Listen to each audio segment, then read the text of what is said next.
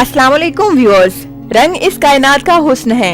कायनात की ये रंगीनी हमारे अंदर खुशियों के रंग भर देती है। इसलिए हमारे इर्द गिर्द रंग ही रंग बिखरे हुए हैं। हत्ता कि ये रंग हमारी जुबान पर लफ्जों की सूरत आकर अल्फाजों मानी में रंगारंगी पैदा कर देते हैं। आइए कुछ रंगों बड़े अल्फाज से अपने अल्फाज में रंग भरते हैं। हम शुरू करते हैं स्याह रंग से।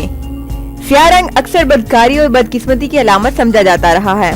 इसलिए स्याह बातन, स्याह दिल या काला दिल वो है जो बदी का सोचता है। जो आदमी गलत कार्य में मुब्तला हो जाता है तो इसके अमाल काले करतूत कहलाते हैं। स्याह या काला खौफ और दहशत को भी जाहिर करता है, जैसे काला कलोटा शख्स। काले का लफ्ज सांप के लिए भी इस्तेमाल होता है। काला भजंग ऐसा मोटा तगड़ा आदमी है जिसे देखकर खौफ आता हो। डरावनी बला को एक काले साए की सूरत तस्वर किया जाता है, इसलिए उसे काली बला कहा जाता है। अमराज की दहशत अंगेजी में भी लफ्ज काला इस्तेमाल होता है। उलझी हुई खुश खांसी को काली खांसी कहते हैं। जज़ायर अंडमान को काला पानी इसलिए कहा जाता है कि उसके बारे में ख्याल किया जाता था कि उसमें आदमखोर कबायली बसते थे।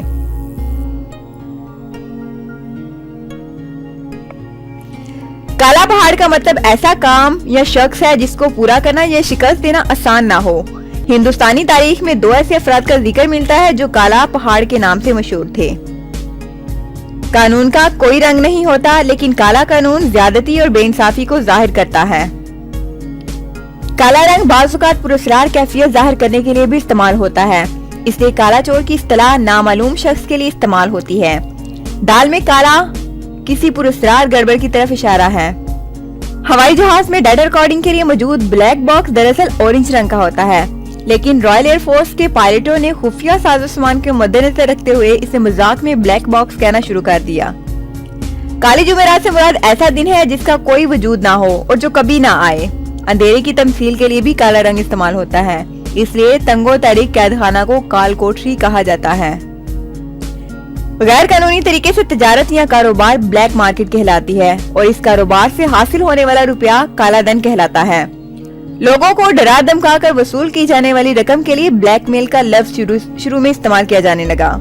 गैर कानूनी तरीके से तिजारत या कारोबार ब्लैक मार्केट कहलाती है और इस कारोबार से हासिल होने वाला रुपया काला धन कहलाता है।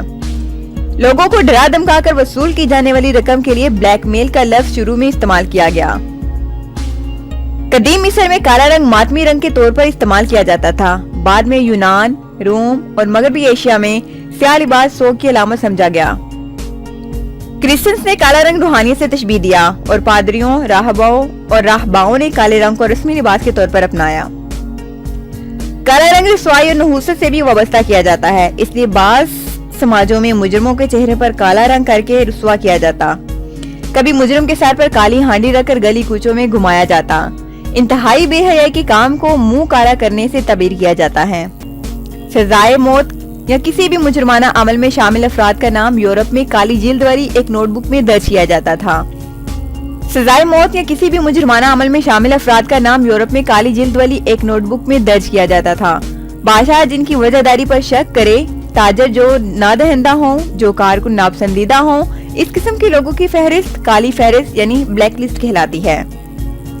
काली झंडियां आजकल अफसोस, नाराजी, मातम, एहतजाज और मुखालफत की अलामत समझी जाती हैं।